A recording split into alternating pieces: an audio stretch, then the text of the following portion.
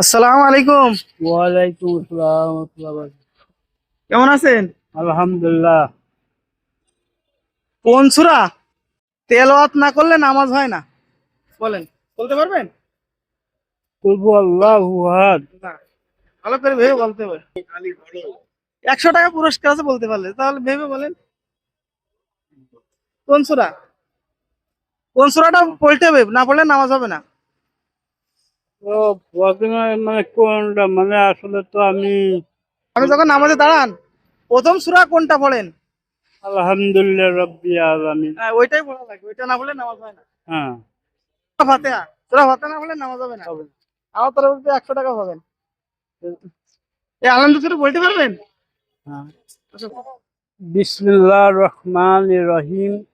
আলহামদুলিল্লাহি রাব্বিল আলামিন।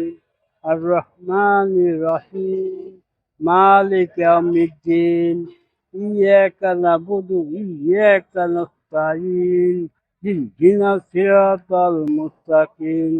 সিরাতাল লাযিনা আন'আমতা আলাইহিম গায়রিল মাগদুবি আলাইহিম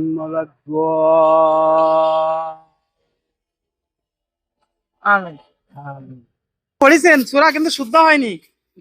আর শুদ্ধ না হলে নামাজ হবে না, শুদ্ধ শিখে নিতে হবে। আপনার বাড়ির পাশে তো মাদ্রাসা, আমি যতটুকু জানি। শোনেন, আমি বলি, এই মাদ্রাসা থেকে এই সূরা গুলা শিখে নেবেন।